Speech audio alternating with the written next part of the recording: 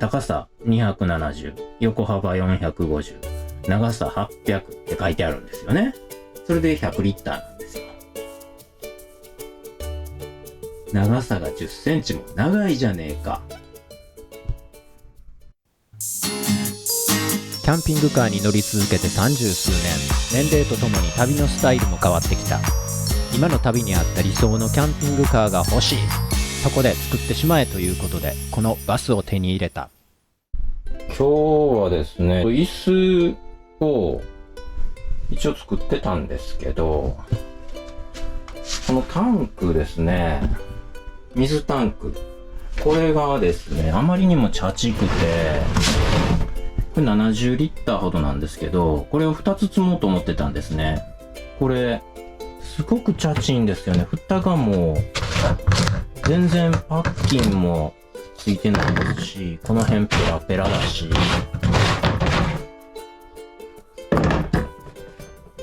でこの辺作りが非常に良くないので、それに寸法もこの高さ分ね、高すぎるんですよ。それで別のタンクを買って届いたんですが、寸法が10センチ大きいんです。270、高さ 270× 横幅、この幅ですね。これが450の、こっちが800で100リッターということだったんですよ。で、計算一応してみたら、それでだいたい100リッターなので、100リッターのタンクなんだろうと思って注文してですね、来て入れてみたら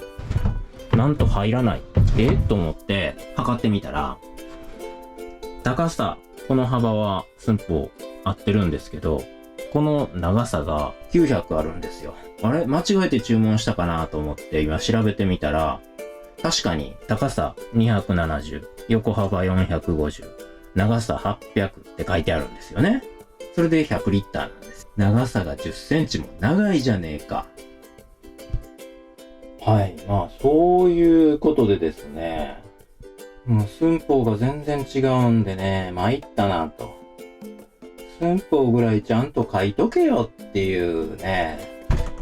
これ別のサイズのタンクなんですかね。でも、そういう中途半端なサイズのタンクってないんですよね。寸法の方が間違ってるんでしょうね、多分ね。書いてる寸法がね。これでだいたいその外寸の容量でいくと110何リッターになるんで、内容量としてはこれが100リッターということなんですかね。まあいつもね、そのタンクの容量ってね、いい加減なこと書いてあるんでね、その外寸で計算しても書いてあるリッター数より少なかったりするんで、これの場合は外寸で計算して100点何リッターだったんで、まあまあ100リッター近いなということで購入したんですが、寸法がさらに書いてある寸法より10センチでかかったということですね。そんなとこだけね、リッター数さば読まずに真面目にするなよ。いつもいい加減だからいい加減だと思って裏を読んでたんですけど、そういうことではなかったようです。困ったね。多分80リッターとかのタンクを注文しないといけないんでしょうね。どうしましょうかね。ほんと。タンクのね、幅をね、ちゃんと測ってみるとですね、1895? 違う。なんでや、895、5ミリ。まあ、さっき適当に測ったんで、900だと思ったんですが、895ですね。で、このタイヤハウスの間も、これ断熱張った状態で895なので、ここに無理やり入れますか。この一番下が一番狭いんで、上のね、ゾゴ作してるやつを一旦外して入れてみましょうか。これで入ればね、タイヤハウスにぴったりタンクがくっつくと、寒冷地に行った時に凍らないか心配なんですけど、まあ一応ね断熱張ってるので、入ればこのタンクでいきますか。もう次から次へともうほんま中国製はええ加減ですね、やっぱりね。はい、じゃあちょっとこのタイヤハウスの周りのね造作一旦外したいと思います。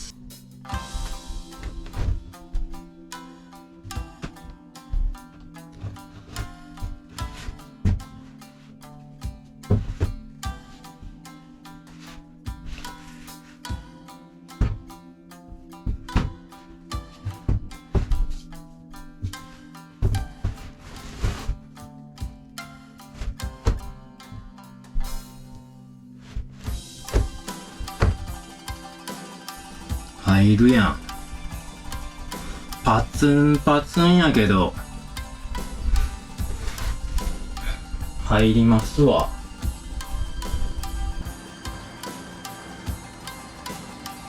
なら椅子を向かせるのをタンクをまたがせていくしかないんかね。えどうしましょうね。ちょっとこの今横通ってる配線を上に上げて、これちょっと入れ直して、これね、こいつだ。ここからはここからはなくなるので、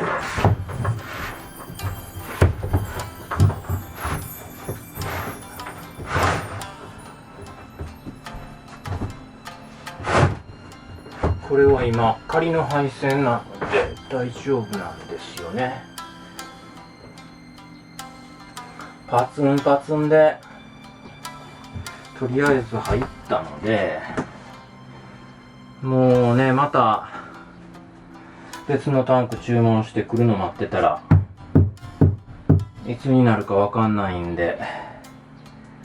これでいきましょうか。入ったんでなんとかしましょう、これでね。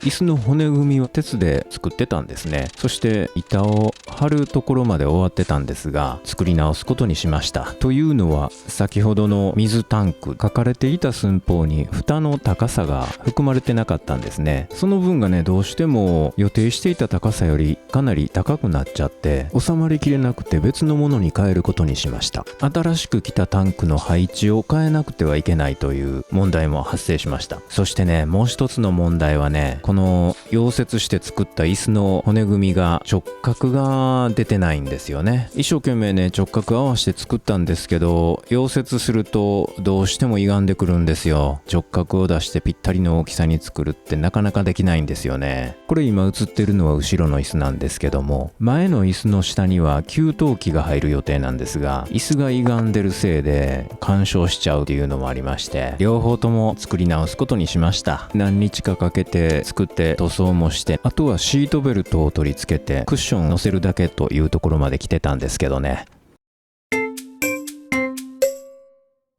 せっかく作った椅子の骨組みなんですけど、こんな風にバラして作り直しました。今回は荷重のかかる部分だけ鉄にして、あとは木で作ることにしました。あれ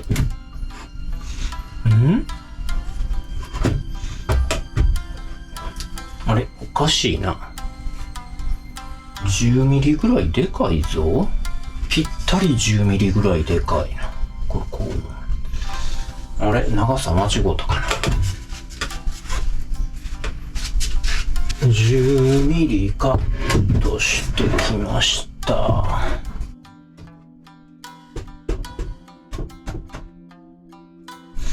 ここの出っ張りがちょっと当たる。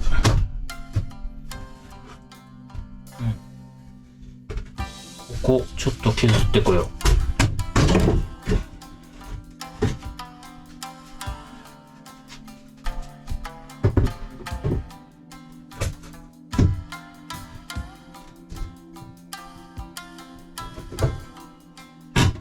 この出っ張ったところも削って、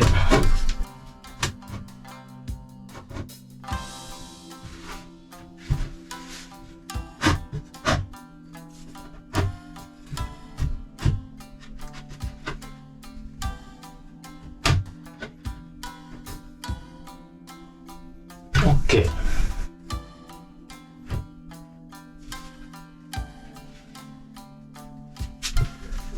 ここの高さをこっちの下の高さに合わしといた方が良かったんかねえ。今更言うてもなんやけど、この高さをこっちの面にしとけばよかった。これキッチンから作り直しになっちゃうんでね、この高さを変えるとね。困りましたなぁ。つけてみて初めて気づく。そしてここの足を、この下を足をなんかつけとかんと、ここは人が座るんで、ちょっと強度をね、持たしときましょうか。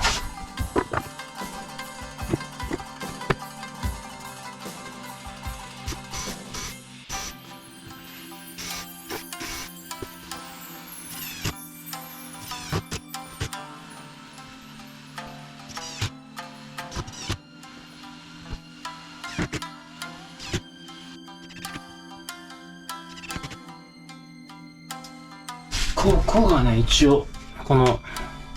シートベルトがつく部分です。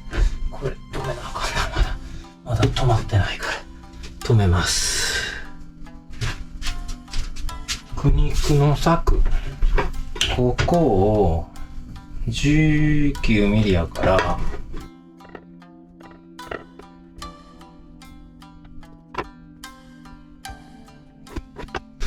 ここ切ろう。ここ切ったらちょうど四角のパネルがはまるでしょう。そうしましょう。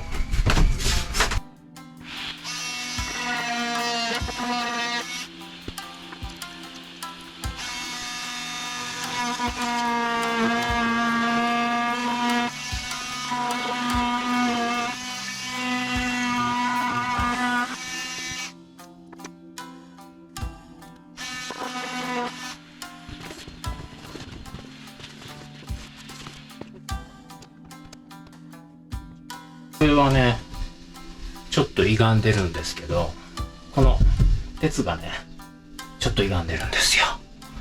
なんか鉄うまいことまっすぐならないっすね。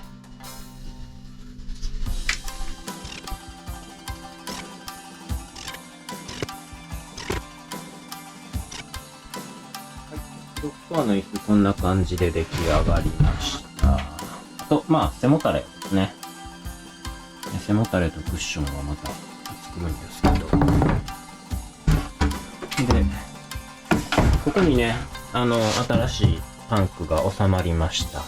そして、荷重のかかる部分だけね、これ鉄でして、このタンクをまたぐような感じで、支えが、はい、入るようになってます。そして、向こうのね、奥の方の支え。これは壁の元々の椅子がついてたボルトの穴に取り付けてます。そして、前側の椅子もね、こんな感じになってます。結局、木で作りました。鉄でね、作ると歪みがね、修正できなくて大変だったんですけど、もう諦めました。この中にはね、給湯器収めました。そしてここにはね、元々のヒーター、車のヒーターを復活させる予定です。この給水タンクなんですけど、水入れるときはね、この給水口にホースを差し込んで、水入れても、ホースと給水口の隙間から空気が出てくるんで、水は入るんですけど、これ閉めちゃうと、ポンプから水吸い込むでしょ。そしたら、タンクの内圧下がるんで、どっかから空気入れないといけないんですが、そのためのね、空気口が、これなんですよ。細いホースでここにタンクに繋いどけば空気が入るという風にはなってるんですが、調べてみると、想像通り、車がカーブを曲がるたんびに、水があっち行ったり、こっち行ったり揺れるじゃないですか。その圧力で、この穴から水が漏れちゃうそうなんですよ、外に。そしてせっかく満タンにしてても、現地に着いたらもう半分ぐらいしかなかったりとか、そういう問題がいろいろ起きてるみたいで、ここに逆止弁かなんか、外からは空気が入るけども、中からは何も出ないというようなバルブをつければいいかなと思ったんですが、今度、ここの中の空気が熱とかで膨張した場合に空気を抜いてやる必要があるんですね。そしたらそのバルブもつけなきゃいけないし、圧力弁ですか？空気だけが出て水が出ないというバルブがいりますよね。そしてね、これ一応給湯器とかに使う材料なんですけど、中の空気は出てくるけど、水分は出てこないというバルブなんですね。たまたまね、倉庫に転がってたんで、これを使おうかなとは思ってるんですが、こんなんキャンピングカーのタンクにつけてる人とかあんま見たことないんですけど、皆さんどうされてるんでしょうね。キャンピングカーのタンクってどういう風な構造にされてるんでしょう、皆さん。一応原理としてはね、空気は自由に出入りできるけど、水分は外に出ないという構造が必要ですよね。それとあと、グレータンクの方なんですけど、グレータンクの方は逆に水を流し込んでいきますから、その分のね、空気が外に出ていかないと水当然入れれないので、どっかに空気の出口がついてると思うんですけど、それも水が漏れちゃうとあんまり良くないですよね。まあ排水なんで外に水が流れるようにさえしとけば、漏れたところで問題ないのかなとは思いますけど、溜めた水が漏れてるようではあんまりタンクの意味をなさないと思うんですよね。だからグレータンクの方にも空気だけが抜けて水が抜けないというバルブが必要だと思うんですね。あんまりそういうバルブついてるのって見たことないんですよ。タンクからホースをつないで屋根の上まで上げとくと。そしたら水はなかなか漏れにくいけど空気だけは出ていくという構造になってるキャンピングカーもあるらしいんですが、やっぱり走ったり止まったりするときにね、水の圧力すごいですから、そこから吹き出すらしいんですね。皆さんどうなさってんのかなと思って、自分がいざ作るとなったらね、そういう問題にぶち当たって、ちょっと最近疑問に思ってます。気になってるんで。もしね、ご存知の方があったら、コメント欄か何かで教えていただければありがたいと思います。手こずってるのがですね、水関係ですね。浄水の方は10ミリのパイプでね、接続して、ここからこのタンクへの接続は圧力かかんないんで、ビニールホースか何かで繋ごうと思ってるんですけど、なかなかね、水道のパーツ難しいですよね。サイズがね、外形で書いてあるところもあれば内径で書いてあるところもあるし、その継ぎ手とかはね、パイプの内径のサイズの継ぎ手なので、そのパイプの厚みも加味した大きさになってるんですよね。だから、25ミリって言っても、全然25ミリじゃないわけですよ。内側の直径で30何ミリあったりしますから、全然わかんないんですよね、サイズがね。それで結構往生してます。外国製のやつとかね、まだ浄水はわかるんですけど、排水側とかね、サイズがもう全然わかんなくて、ほんと苦労してます。これね、シャワーパンの排水口なんですけど、薄いものを探してて、これマルチルームを作る前に見つけてね、注文して一回販売店の方からキャンセルされて、それでまたいろいろ探してね、そして2ヶ月ぐらい経ってやっと到着しました。ほんとね、これ一つ買うのに苦労しました。だからマルチルームの方がね、なかなか進められなくてね、結構後回しになっちゃったりしてるんですけど、そしてこういうね、匂いが上がってこないやつですね、これね。これとこれはね、ネジが合うんですけど、この先がね、外径40ミリなんですよ。40ミリの外径のパイプっていうのが見当たらなくて、どうやって繋ごうかと思って思案しております。水道関係、サイズがほんと難しいですよね。